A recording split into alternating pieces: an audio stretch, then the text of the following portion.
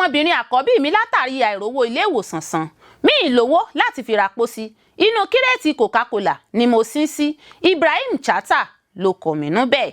Baba Ijesha sì wà lọgba ẹwọn o, kò tí ì rí ìtúsílẹ̀ gbà kúrò lọgba ẹwọn. Agbẹjọro Baba Ijesha ló takò ìròyìn ofege tó gba orí ayelujara kan bẹ́ẹ̀. Ààrẹ Trump yarí lórí ìròyìn tó ní ìkọlu Amẹ́ríkà sí Iran kò tú irun kankan lára wọn.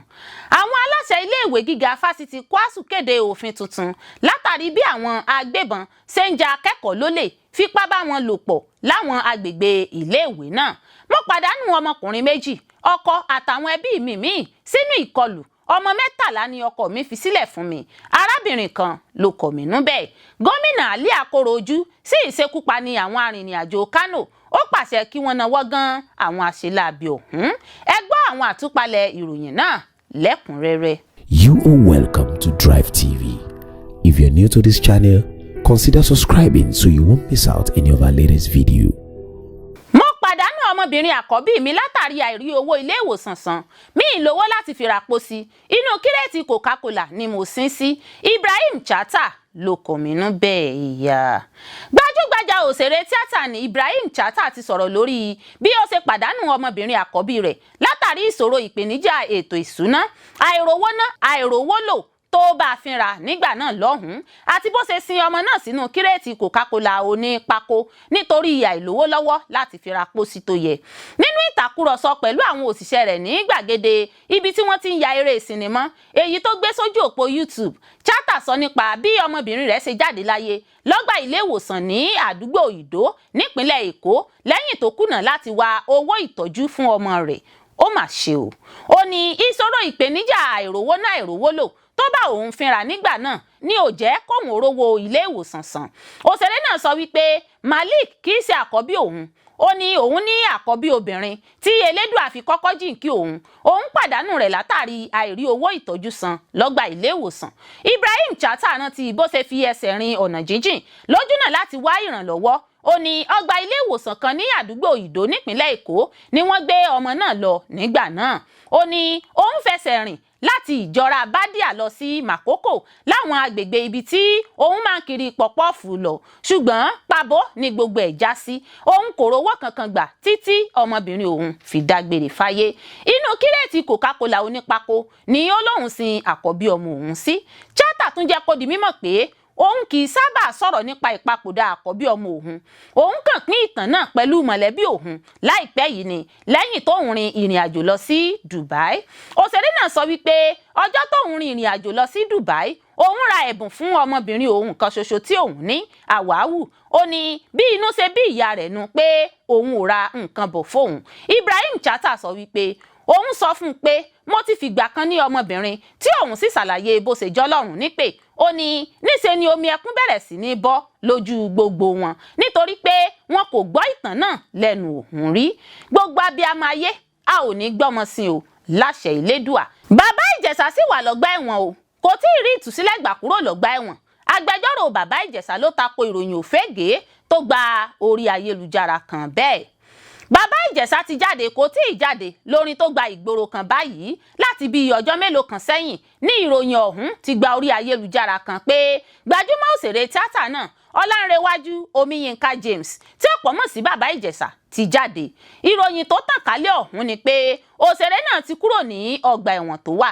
A ó rántí pé oṣù keje ọdún 2022 ní Baba Ijesha ti wà lọ́gbà ẹ̀wọ̀n lẹ́yìn tí ilé ẹjọ́ tó ń gbọ́ ẹ̀sùn ìfipábánilòpọ̀ sọ pé ó jẹ̀bi híhu ìwà tí kò tọ́ sí ọmọdé. Agbẹjọ́rò tó súnmọ́ Baba Ijesha tí ó ní kán forúkọ bo òun láṣìírí ṣàlàyé pé irọ́ tó jìnnà sí òótọ́ ní ìròyìn ọ̀hún àti pé Baba Ijesha sì wà ní ọgbà ẹ̀wọ̀n tó wà. Ó sọ pé ọjọ́ tí wọ́n gbé ìdájọ́ náà kalẹ̀ ni wọ́n ṣẹ̀ṣẹ̀ bẹ̀rẹ̀ sí ní ka ọdún fún Baba Ijesha àmọ́ ohun tó dá òun lójú ni pé Baba Ijesha kò ní pẹ́ kúrò lọ́gbà ẹ̀wọ̀n. Ó fi kún pé pẹ̀lú òǹkà ọjọ́ àti oṣù tí wọ́n lò lọ́gbà ẹ̀wọ̀n kò ní pẹ́ mọ́ tí Baba Ijesha fi máa gba ìtúsílẹ̀ kúrò ní ọgbà ẹ̀wọ̀n. Agbẹjọ́rò náà sọ pé kò pẹ́ kò jìnnà ní Baba Ijesha máa darapọ̀ mọ́ àwọn èèyàn rẹ̀ tí yóò sì máa bá ìgbésí ayé rẹ̀ lọ. Ààrẹ Trump yarí lórí ìròyìn tó ní ìkọlù Amẹ́ríkà sí Iran kò tu irun kankan. Àjọ ọ̀tẹlẹ̀múyẹ́ DIA tó máa ń ṣe ìwádìí fún iléeṣẹ́ ológun Amẹ́ríkà ti sọ pé kì í ṣe gbogbo ibùdó tí Iran kó nǹkan ìjà olóró sí ni Amẹ́ríkà bàjẹ́ lópin ọ̀sẹ̀ tó kọjá. Àmọ́ ààrẹ Donald Trump ti yarí wípé ọ̀rọ̀ kò rí bẹ́ẹ̀ rárá. Trump sọ pé gbogbo nǹkan ìjà olóró tó wà ní ibùdó ìkó nǹkan sí ní Iran làwọn ọmọ ogun Amẹ́ríkà bàjẹ́ pátápátá. Àbọ̀ ìwádìí lórí ipa tí ìkọlù Amẹ́ríkà ṣe sí ibùdó náà, èyí tó lu síta fìdí rẹ̀ múlẹ̀ pé àkóbá díẹ̀ ní ìkọlù Amẹ́ríkà ṣe fún ètò kíkọ́ ibùdó nǹkan ìjà olóró tí Iran kọ́. Àwọn èèyàn kan tó súnmọ́ àjọ DIA sọ pé kò sí nǹkan tó jọ wípé iléeṣẹ́ ológun Amẹ́ríkà bà ibùdó ìkó nǹkan oògùn olóró tí Iran fi uranium kọ́ jẹ́ pátápátá. Àwọn èèyàn náà sọ pé nǹkan ìjà olóró tó wà lórí ilẹ̀ lásán ni Amẹ́ríkà bàjẹ́. Wọ́n ní kò sí nǹkan tó ṣe àwọn ìjà olóró míì tí Iran kó jọ. Ṣùgbọ́n ìjọba Amẹ́ríkà ti sọ pé irọ́ ni àbọ̀ ìwádìí àjọ DIA. Ìjọba Amẹ́ríkà ní ẹnìkan tó jẹ́ ọ̀dàlẹ̀ láàrin àwọn ọ̀tẹlẹ̀múyẹ́ ló gbé ìròyìn ọ̀hún jáde. Àmọ́ Ààrẹ Trump dúró lórí ìpinnu rẹ̀ pé gbogbo ibùdó mẹ́ta ìkó nǹkan ìjà olóró sí ní Iran ní Amẹ́ríkà bàjẹ́ pátápátá.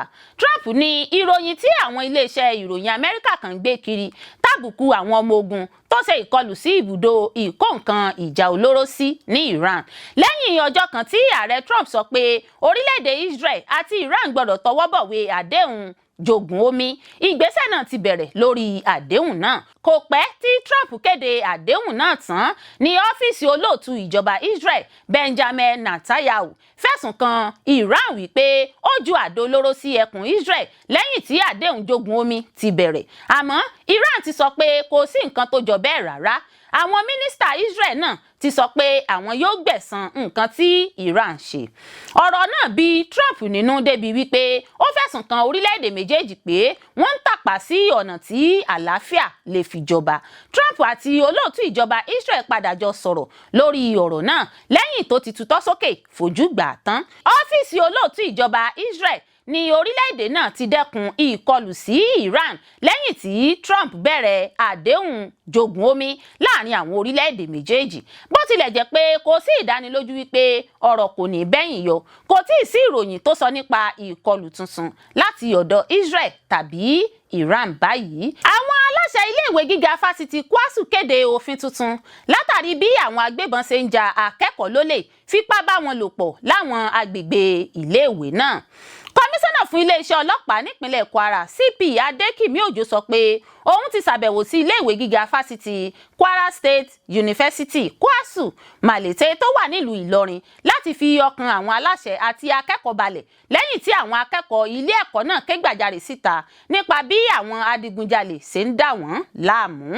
Àbẹ̀wò ọ̀hún ló dá lórí bí àlàáfíà yóò ṣe jọba ní agbègbè ibi tí àwọn akẹ́kọ̀ọ́ ń gbé àti bí ìwà ìbàjẹ́ àti ọ̀daràn yóò ṣe dínkù ní agbègbè náà.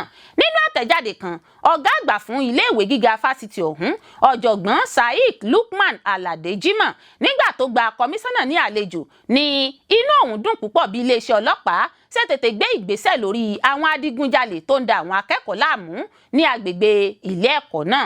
Ọ̀jọ̀gbọ́n Jimoh ní ìṣẹ̀lẹ̀ ìdigunjalè yìí ń ṣe àkóbá ńlá fún àwọn akẹ́kọ̀ọ́ tí ilé ẹ̀kọ́ sì ti pinnu láti gbé ìgbésẹ̀ láti fi kún ètò ààbò ní agbègbè ilé ẹ̀kọ́ náà. A rántí pé láìpẹ́ yìí ní àwọn aláṣẹ náà ti gbé àwọn òfin tuntun kan kalẹ̀ fún ètò ààbò. Wọ́n ní àwọn onílé gbọ́dọ̀ pèsè ẹ̀ṣọ́ aláàbò fún ilé tí wọ́n bá gbé kalẹ̀ fún gbígba àwọn akẹ́kọ̀ọ́ sí. Akẹ́kọ̀ọ́ kò gbọ́dọ̀ gba ilé tí kò bá ní ẹ̀ṣọ́ aláàbò. Fífòfin de ọ̀kadà gígùn lẹ́yìn aago 10 alẹ́. Ẹni tí wọ́n bá tó ń gun ọ̀kadà lẹ́yìn aago 10 ni yóò rí ìjìyà òfin. Gbogbo ilé ìtajà tó wà lọ́gbà ilé ẹ̀kọ́ gbọ́dọ̀ ti palẹ̀ mọ́ ṣáájú aago 11 alẹ́.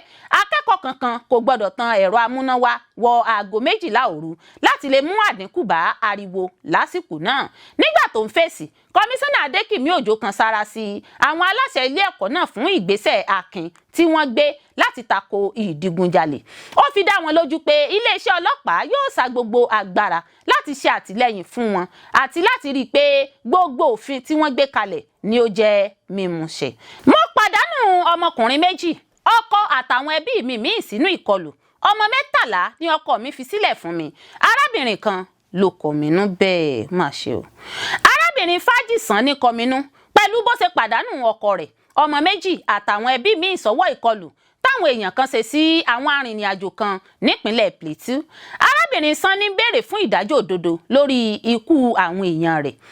Ìpànìyàn tó wáyé níjọba ìbílẹ̀ Mangu nípínlẹ̀ Plateau ní ọjọ́ Ẹtì tó kọjá yìí, níbi tí àwọn aráàlú Mangu ti dáná sun ọkọ̀ àwọn arìnrìn-àjò, èyí tó ń fa onírúurú awuyewuye ní Nàìjíríà.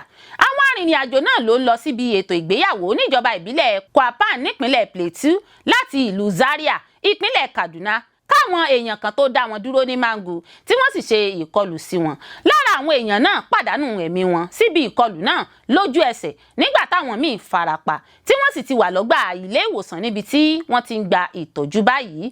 Àwọn aláṣẹ sọ pé èèyàn 13 ló bá ìṣẹ̀lẹ̀ náà lọ.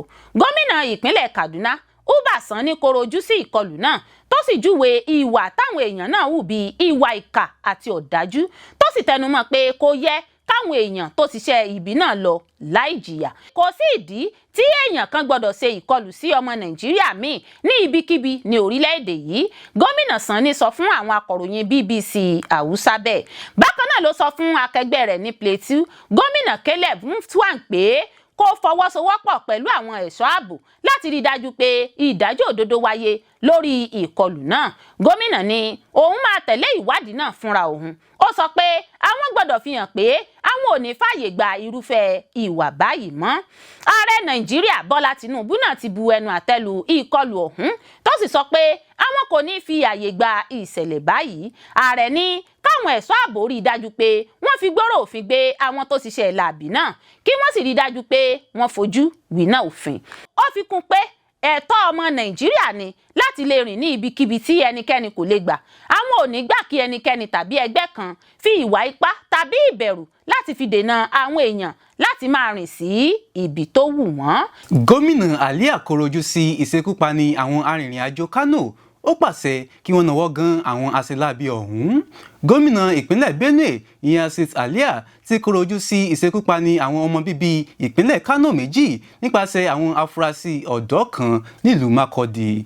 Gẹ́gẹ́ bí ìròyìn tó tẹ̀ wá lọ́wọ́, àwọn olùfarakásá ọ̀hún tí wọ́n ń gbé ọjà lọ apá ẹkùn ìlà oòrùn nílẹ̀ wa ni wọ́n ṣe bẹ́ẹ̀ ṣe kọlù sí, tí wọ́n sì ṣekú pa wọ́n ní dédé aago 11 alẹ́ lọ́jọ́ Ajé Monday, lẹ́yìn tí wọ́n pààkì ọkọ̀ ńlá wọn lójúnà láti ra káàdì ìpè sórí fóònù wọn, gẹ́gẹ́ bí òṣìṣẹ́ elétò ààbò kan ṣe wí.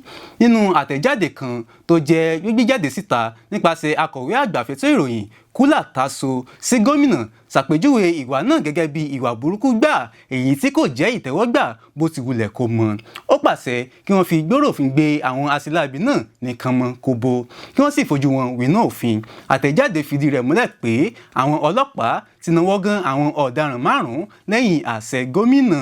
Alia fi ìbànújẹ́ ọkàn rẹ̀ hàn látàrí ìṣẹ̀lẹ̀ náà. Ó tẹnumọ́ pé àwọn èèyàn Benue jẹ́ mímọ̀ fún àlàáfíà àti ìtọ́jú kíkó èèyàn mọ́ra. Gómìnà sọ wípé àwọn ò gbọ́dọ̀ fààyè gba àwọn ọ̀daràn báyìí láti bà orúkọ rere ìpínlẹ̀ náà jẹ́.